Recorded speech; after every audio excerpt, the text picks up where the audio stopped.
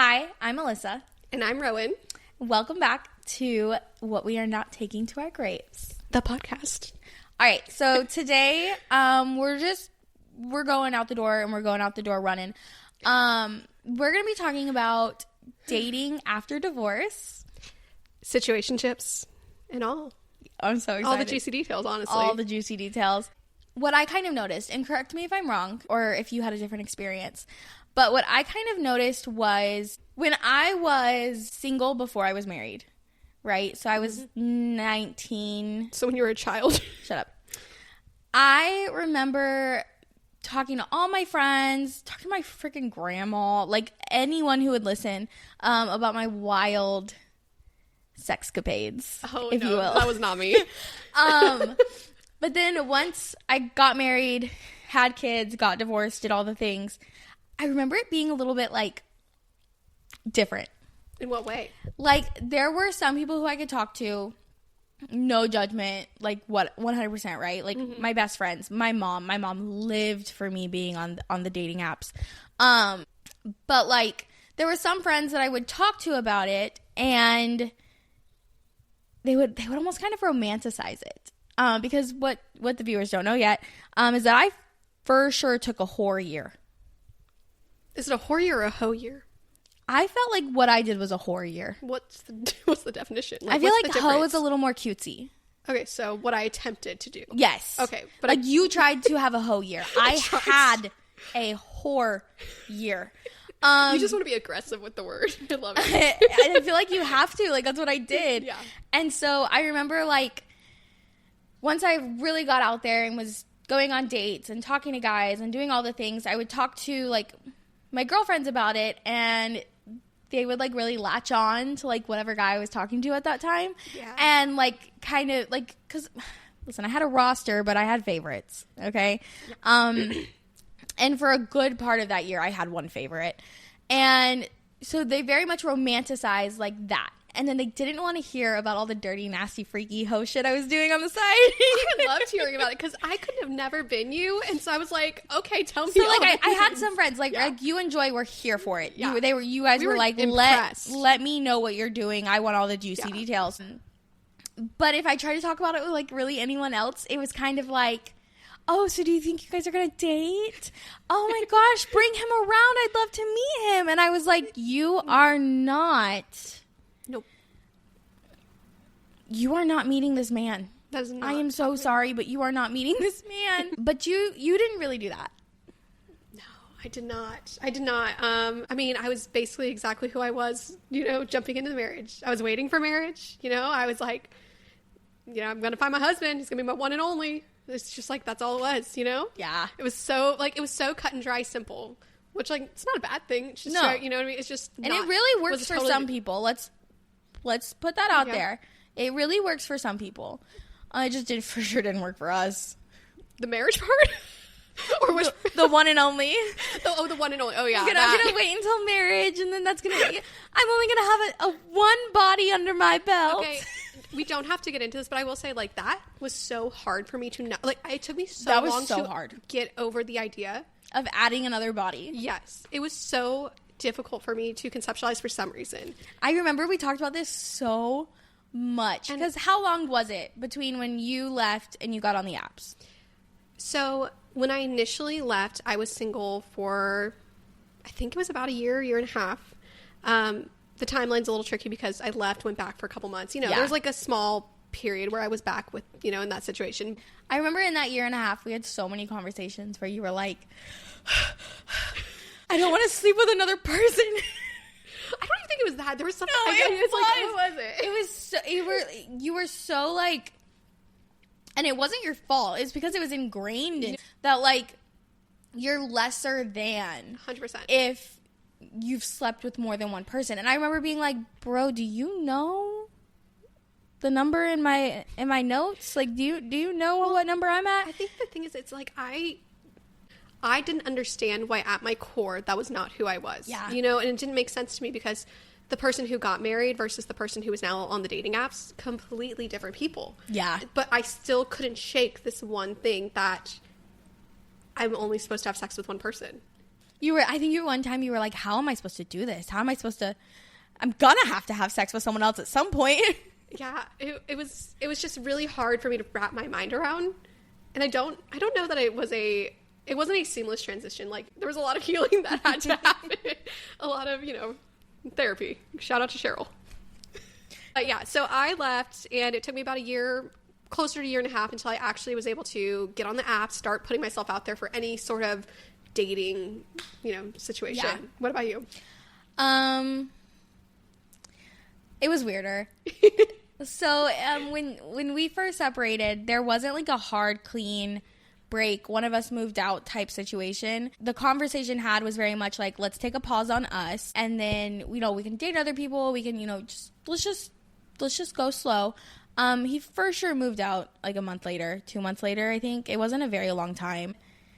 So I'm not gonna lie, I think I downloaded the apps like the next day after we had that conversation where we were both like, okay, let's see what else is going on in the world. But I downloaded it very much as like, I knew that I wasn't gonna date anyone. I didn't want that. Just kind of wanted someone to hang out with and like buy me cheeseburgers and like, you know what I mean? Like, that's what I wanted. I didn't want a boyfriend. I honestly, I was a fuckboy out there. I was like, who can I hang out with? Who's cute enough for me to want to kiss their face? Who's funny enough that I want to hang out with them? And who's nice enough, who's not going to like run the opposite direction when I inevitably start crying on your couch because my kids are with their dad on Easter morning. You know what I mean? Like, that's what I needed. It's multifaceted, really. And I for sure found it. I for sure found it real quick. You did. And for a while, I think it was just one or two that I kind of stuck with for a hot minute. And then come like April, May-ish, was when shit got a little crazy. I went a little balls to the wall over the summer. Don't regret it. Don't regret it. It was, you shouldn't. For sure one of the best decisions I made. Well, and I feel like through this process, you found a lot of different things, different kinds of dating apps, so to speak. Would you like to elaborate on that? I would love to, because this is one of my favorite topics in the whole world. So, being that, I knew for sure I didn't want, like, a boyfriend, because you kept telling me, you were like, you should download Hinge, Respectfully, the best of them were on Hinge. The best dating app for finding a boyfriend is But it Hinge. wasn't even just that. Anybody the quality of men No. Okay. The caliber of men I prefer. Shut the fuck up. Agree to disagree. Let's continue with your story. So my fiance on I Hinge for sure downloaded the Tinder. Loved me a good Tinder swipe. Man, I'm a sucker. I'm a sucker for a good Tinder swipe. And then like the other normal ones. I think I did eventually download Hinge. Bumble. And I also stumbled my way into, are you allowed to say I think the K word? I don't think it's considered Is someone censoring us on a podcast? I mean, maybe on TikTok, but on YouTube, doubt it. Okay, cool. There are so many kinky dating apps in the world. And when I say that I had the time of my life on these kinky dating apps, and they're not all even dating apps. What is it actually called? What is the real name of it? We call it the kinky Facebook, but that's not what it's called. I don't actually know. FetLife. When I tell you that I have had the time of my life on that app, I mean it with my whole heart. And what's the other one? Field. Field is like, it's very similar. It's more like a dating app than the kinky Facebook is. The kinky Facebook is literally just like a Facebook where people like post pictures of them like tying people up, or like they'll get tied up in all these fancy little poses and stuff, and they post pictures of it, and everybody's like, great job, look at those knots. Sounds like Boy Scout camp. It is so much fun. You get your Eagle Scout pin. It's so much fun in that corner of the internet. Oh my gosh. And so I met a lot of people through those apps. I would say that like if we're ranking like how many people I met per app, Field is probably number one, and then probably the kinky Facebook, and then Tinder, and then I think I met a couple off of Bumble too. I did not like Bumble. I also want to throw in here for when he does listen to it, that my entire horror year, the love of my life, we matched on every single website or every single app. Because every time I saw him, I would swipe because we're friends. We've been friends for 100 years. And we just didn't know that we were each other's loves of their lives yet. But why is that so real that anytime you see someone you know, you're just like, fucking swipe? For sure. Every time. I think one time I saw your baby daddy on there. You did. You screenshot it. You screenshot it. I said, let's match, and then I texted him screenshot and I said, get my fucking kid off your dating app. I said, get his face off your dating app. And also, why are you wearing your wedding ring in your dating app? Right? Anyway, the one on the couch. Anyway, sorry. Probably shouldn't say that. But yes, I did explore the apps. I spent so much free time on these apps and these websites because it genuinely was just so much fun. Yeah, like, did I think I was going to meet my soulmate on here? No. Did I know that once I did find a soulmate, I wasn't going to be allowed to play on these apps anymore? Unfortunately, yes. And so I made the most out of my time. Totally fair. And it's just really funny because we had such vastly different experiences while single. Yes. Post-marriage single. Post-marriage single, like, obviously we were different, but that was also before we were friends. Yeah. And so Alyssa and I, we do this thing. We like to take turns. It happens naturally. Mm-hmm. It's never been planned, but anytime I'm going through it, she's able to be the stable one, you know? So, like, I was going through a divorce and absolutely losing my mind because what else do you do during that time frame? Getting divorced, kind of, you know, one of those things you don't really ever think you're going to go through. And she was able to be there for me in ways that I cannot express. But then, lucky you her. got to do it for me. Lucky her. So anyway, at some point though, we did have some overlap where we were single. We did. Small. It was such a sliver. Such a sliver. Honestly, so hurtful. And it was so completely different. It was so much fun, though. It was so much fun. Sometimes I wish we could go back for just like a second. Yeah. For just a second. It's not even the men. No, they're fantastic. It's not even about the men. Like, it's not about the dating even. But it's we didn't get to be full on single at the same time. I swear it was probably just like, gosh. Weeks? Maybe? I mean, well, no. Maybe, yeah, gosh. No, No, it was literally like 2 months. It was nothing. It was nothing because you went back. Like, yes. No, it was, damn, it was so small. So, yeah, anyway, jumping back, even though they were so different, we both still met someone, I feel like, during that time frame where we kind of hung on to them. You probably did it in a much healthier way than I did because of our outlooks. Yes and no. Okay, I mean, do you want to go first? Listen, to be fair, in my year of single, I did have 2 that I held on to. That made it pretty far. One further than the other. But my homie, and I know he's going to hear this because I saw that he followed us on Instagram this morning. I will say that with that relationship, we both went in, and I remember the first night that we like matched on, I think it was Tinder. I didn't realize it was Tinder. I think it was Tinder. I don't know for sure. And so I was sitting at the Mexican restaurant across the street from our house, and I was drinking a margarita. We matched on Tinder. We were talking a little bit, and I did not want to go home. I said I would rather do so many things than go home on a Friday night where Dylan is at home. Like, it was his night. Supposed to say his name? I'm saying his name. Okay, fuck it. So it's a quick Google, man. It was like his night to like be the parent in charge, and so like it was my night to like go out and do whatever. And I said, I'm not going home. I will sleep in my car in a parking lot before I go home. And so we were talking, and I was like, I'm coming over. What's your address? Send me your address. Let's do it. Like, I'm coming over. And he was like, okay, yeah. I did like a quick Google search, make sure he wasn't like, you know, there's nothing popping up. Man works for TSA. I'm not too worried about it. And he said, but hold on, before you come over, I'm not trying to be no one's boyfriend. And I was like, you know what? Good on you, mate. Because funny thing about me is I'm for sure not trying to be anyone's girlfriend. And you seem chill, and I feel like we're vibing already here. Let's continue that vibe. Somewhere where I'm not at home. Let's do that. And then a beautiful friendship was formed.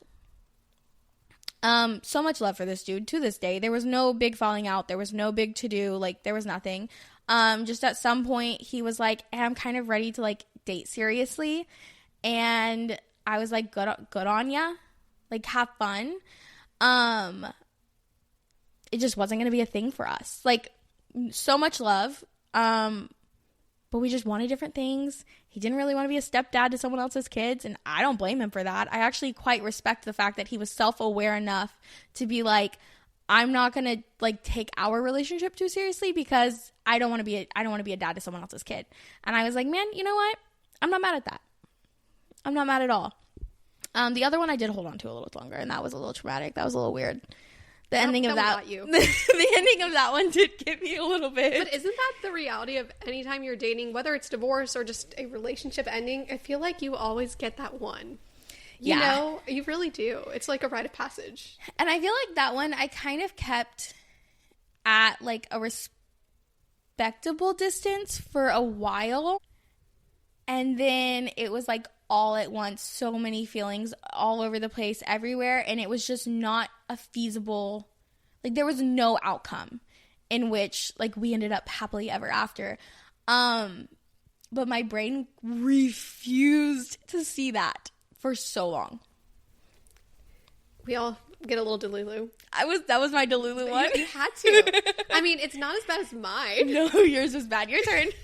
Okay, well, so you were definitely on the page of just like, I'm just here for a fun time.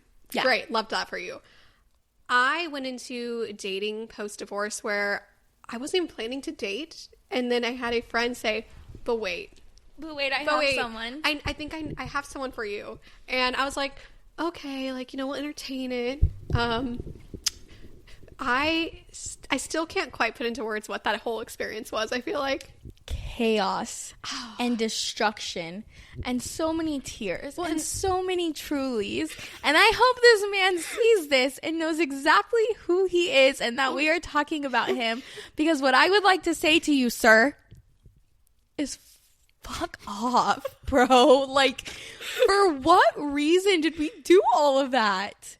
For what reason? It really could have been so simple. It could have been so easy. Simple. But it's like, hey, I don't actually like you that much. Right? What's always and you would have cried. You would have been sad for like a week, and then you would have moved on and gotten on with your life. It's not like we were even having sex all the time. Like, you know what I mean? Like, it's not like you were even getting your dick wet. Like, I remember that being your friend in that season. It was so hard. Okay. Because I wanted to slap the shit out of you. Yes. So many times. And you did, though. There was nothing I could have told you or said to you or threatened you with that would have made you actually realize how fucked up the entire situation was. Well, and the thing is, I think, you know, kind of rewinding a little bit, is that I was not planning to date yet. But I was just like, okay, like, sure. And I had no idea what I wanted my, I guess, dating life to look like yet, because it was, even though it had been a little over a year, it was still new. I mean, when you're with someone for 7 years, the year's nothing. So I was still in the mindset of being a wife. And so, although I probably felt ready in a lot of ways because I was so far removed from my marriage, I was still a wife in my head. So going into that, what would be my first real situationship, I had no idea what I was in store for. And I ended up meeting him, and honestly, respectfully, the first red flag should have been when he sat me down on our first date and he's like, so you're divorced? And I was like, yeah. And he goes, I got 2.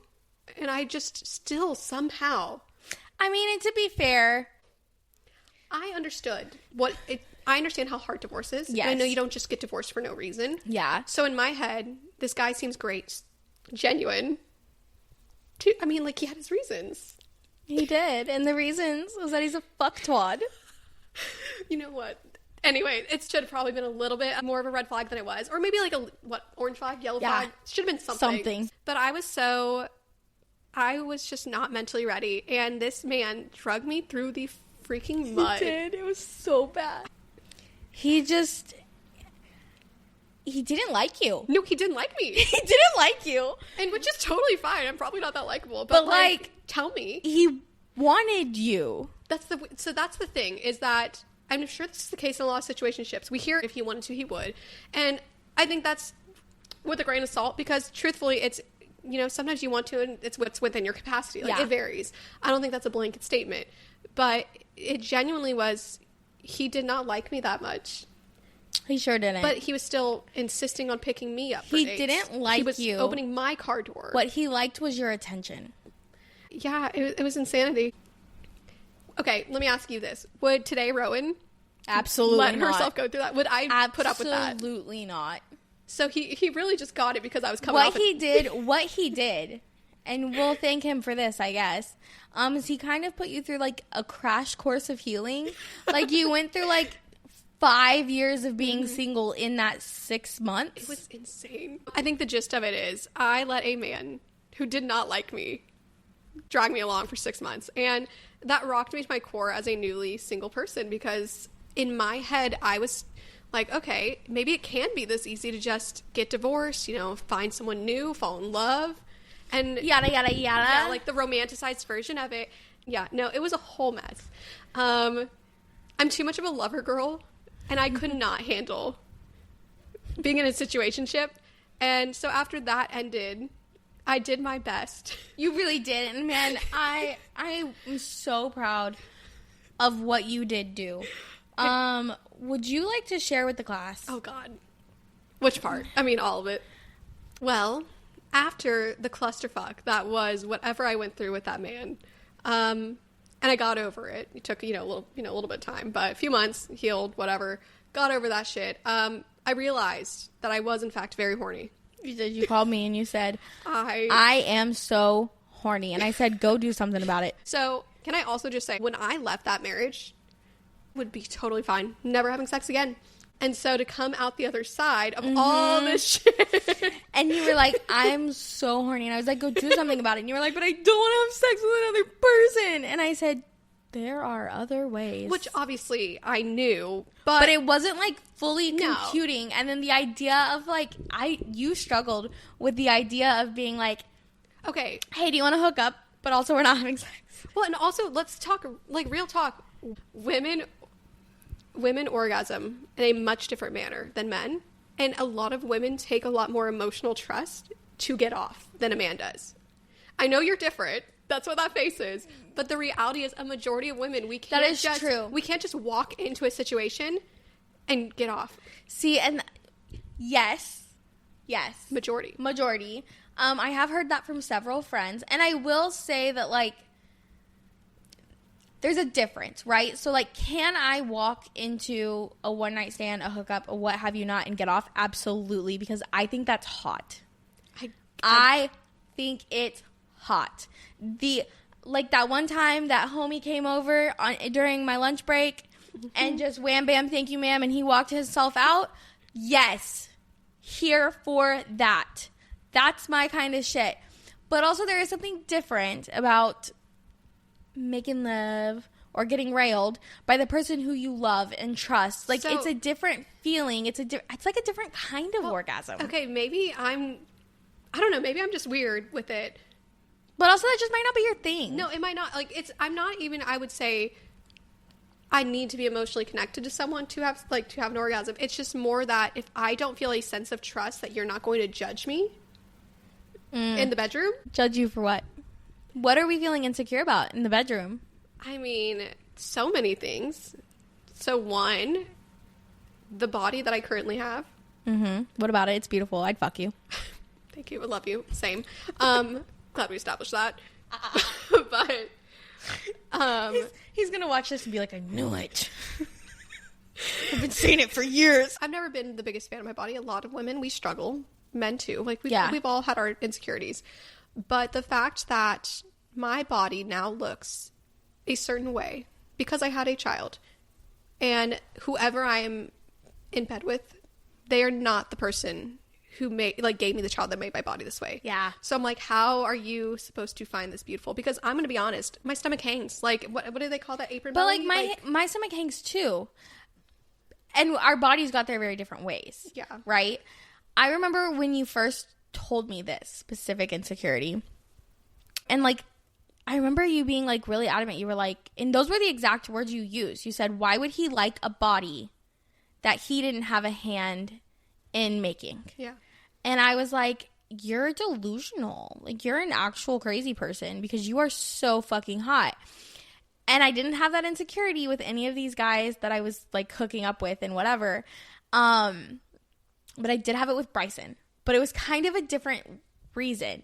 And the reason was that the last time Bryson saw my naked body, sorry to our parents, I was 14. I was 14 and 100 pounds soaking wet.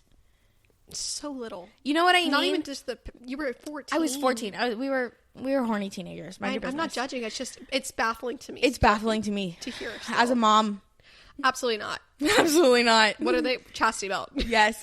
And so I remember that the first time, it wasn't the first time we got in the bedroom. It wasn't that time.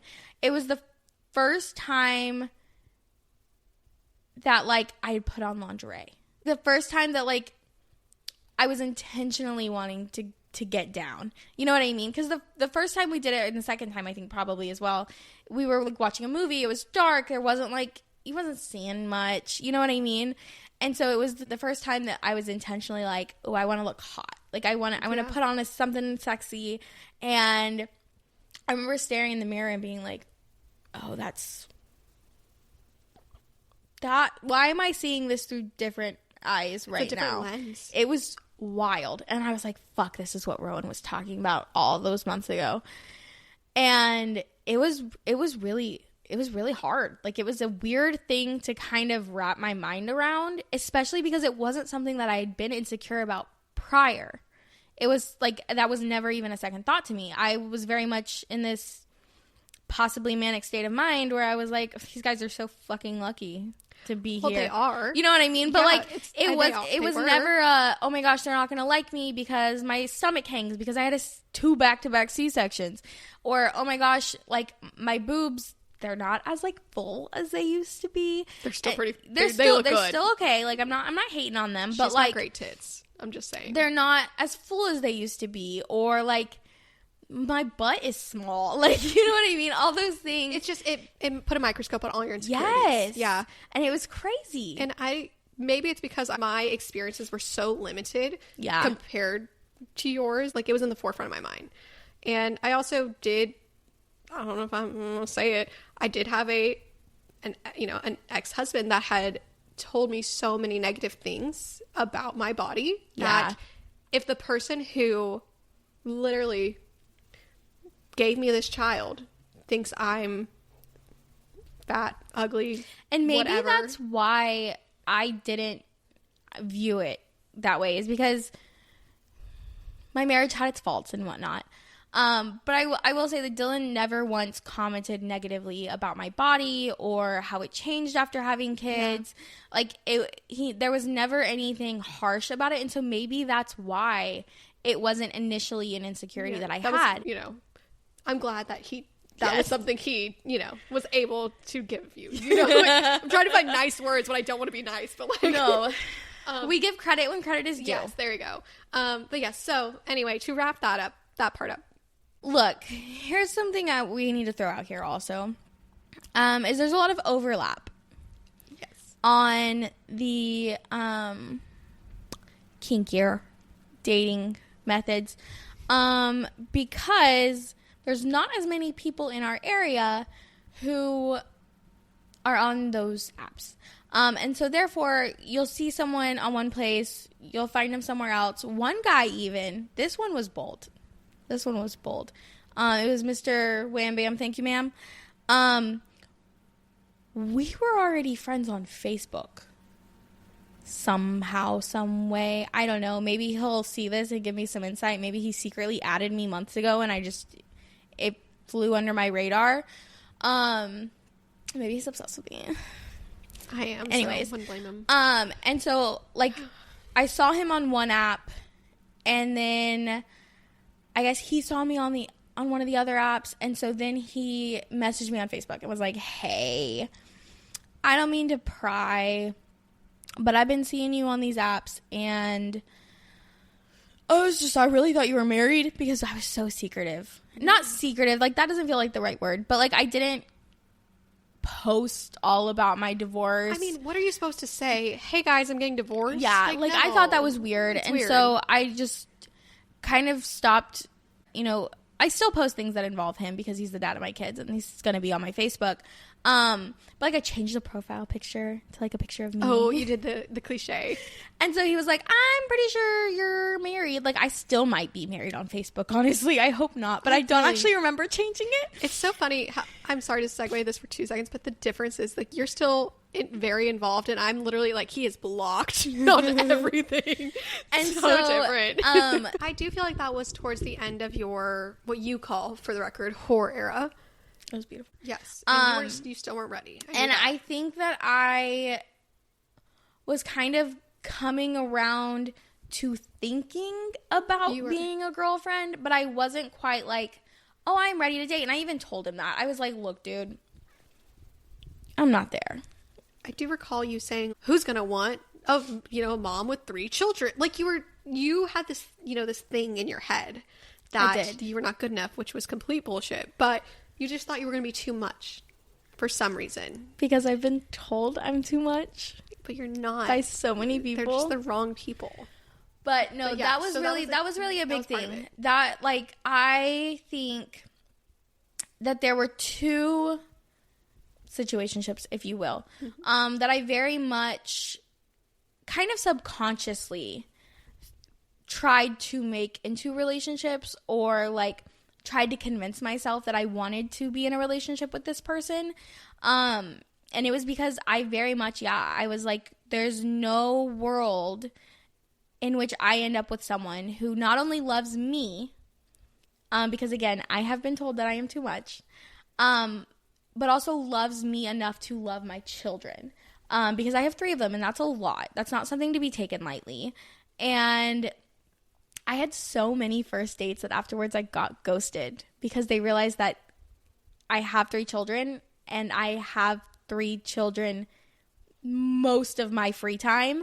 And they were like, yeah, that's not really going to work. So I was very much convinced, that I wasn't ever going to find anyone who actually wanted to be a partner and actually wanted to be, involved in my kids' lives and love them, because I wasn't also willing to settle for a partner who loved me and not my kids. And so definitely that was something that kind of played into that, because he did have kids and he was a very active father. And he very much was okay with the idea of blending a family, and like that definitely did weigh into it, because at one point I was probably like, man, it's not a bad gig. Like, he's a nice guy. You probably thought this is as good as it gets for someone like me, which I'm so glad you didn't settle. Me too. But I can understand the mindset. Yeah. It's different, but it's similar how I was just like, oh, yep, you get married to the next guy. Like, it's just... Yeah. Our perspectives were skewed post-divorce for a lot of things. They definitely were. Dating after divorce is not easy. It's not for the weak at all. It's really not. But it also can be super fun. It can. But when do you feel like the major shift happened for you, that you kind of, decided, hey, I actually do want to date. I do want to pursue something outside of what I've been going through? So I think that subconsciously my heart knew it, but my brain ignored it. Was around Christmas time. There was a guy that I was seeing, and he had a daughter who was about the same age as my kids, and we had been talking at this point 3-4 months, give or take, and we were pretty much exclusive. And I remember there was like a day he had off work, because he works for the government, so like he got like weird holidays off, and it was during the kids' Christmas breaks, and I was like, hey, I could take the day off work. The kids will all be home. Like, let's have a play date. Let's meet up. And he was like, absolutely not. Like, we are not there yet. And I remember being so, like, borderline despondent over this. And I remember being like, I don't even understand why I'm sad, because I don't even want to date him. And you were like, okay, so then why are we sad? Like, what is happening here? That is like, what pieces is not computing? And I was like, I don't know, but this really hurt my feelings. And then that ended up, running its course or whatever. And then when I booty called Bryson, I really just, that's all I thought it was going to happen. Like, I'm not going to lie. I really thought that it was just going to be like I didn't think it was going to be a one night thing, but like, I thought, maybe we'll, this is my next long-term friends with benefits. That's kind of what I was thinking. Like, I don't know. You know what I mean? Like, I knew him. I knew his family. Like, we had grown up together. And I was like, this is someone who, like, I'm going to be safe with. Because I think that was another thing, is that towards the end of my core year, I was kind of in a lot of situations where I probably wasn't the safest. And so I was like, this is going to be, like, nice, reliable. I already trust him. Like, I'm not scared that he's going to hurt me. You know what I mean? And then at some point, and I don't exactly know when, my brain was like, we're going to marry this fucker. I think that's what's happening here. Start, like, preparing yourself, Alyssa. So when I met Henry, I was thinking he was just going to be another one of those first dates. I had no inkling at all that he could potentially be something more. I remember you were like, you'll probably never see him again. No, that's literally, I called you the day after. So on our first date, we went to Topgolf, and we shut down Topgolf. And he asked me if I wanted to meet between us, or like locations, because he lived like an hour and a half away. And I said, think like a gentleman. Absolutely fucking not. Pop off, bestie. No. You said, sorry, try again. I said, I'm not driving an hour and a half for a first date if I never see you again. No, absolutely not. He made a reservation at the Topgolf near us, which I happen to live 5 minutes from. Conveniently. Thanks, Hank. And so we get there, and I immediately feel like this man does not like me. And that's the vibe that is that man's vibes. You will never know if Henry actually likes you. You will never know. And if you don't know him, it's so hard for you to understand what I'm talking about. But there is this way that he looks at you. He has the ability to be the most stoic person in the room, while also simultaneously being the funniest person in the room, and also the kindest person in the room. So generous, so kind, so it's wild. It's so admirable. So sarcastic, so asshole. I love him so much. We start calling him a little shit early on. Yeah. Sorry, love you, Hank. Anyway, and so we're walking up, the stairs, going to our bay and whatever, and I trip over a trash can. 5 minutes into the date, immediately, pure Rowan style. And I laughed off because I'm not a super self-conscious person when it comes to that stuff. Like, I'm just like, fuck it, who cares? Like, I'm very, like, you tripped, you can't do anything about that. I don't care about that shit. But I couldn't read what he was thinking. Like, he laughed, whatever. But the whole date was like that. And then somehow towards the end of our golf time, we go up to the bar on the roof, and we end up shutting down Topgolf. And because he, lived an hour and a half away, he ends up coming to my house, as one does. Yeah. Still a complete stranger, technically, but, he seemed trustworthy at the time. I mean, it's fine. And so I just remember he came to my house. We, get in bed, wash my face, all things. And then he's like snuggling up to me and all this stuff. And at this point, he still hadn't kissed me. Which in my head, I'm like, we're literally laying here. Like, I was not having sex with him. He knew that, I knew that. But I was just like, I think drunk Rowan said something like, what if you're a serial killer? Like, you haven't even kissed me. You can't kill me if you haven't kissed me. Like, it was something so stupid like that. And then he literally was like, go to bed. I remember you woke up and you were like, he slept in my bed and we haven't even kissed, or we didn't even kiss. Like, it was weird. It's something I've never... so funny. But it was something I've never experienced because, one, I didn't have men sleep in my bed. Yeah. Like, first date. You know what I mean? Like, that was... I never had a man come home on the first date. Let's put it that way. Nothing wrong with it, but never had it. And then much less that he hasn't even kissed me. That was so funny. And he came home with me on the first date. Like, it was mind-boggling to me. I didn't understand it. And so then the next morning I drive into his car, and before he gets out of the car, he kisses me. And then I immediately called Alyssa and said, I'm never seeing that man again. Because this was the first guy that I wanted to see again. I was like, obviously that means I'm never going to see him again. I genuinely thought it. Little did we know that somehow we would end up here. Wild. But yeah, so it was truly unexpected for me. I'm very grateful for it because he is the first person, and I mean, I guess man, he's the first man that I've ever had in my life that his actions align with his words. wild when that happens, isn't Wild. it?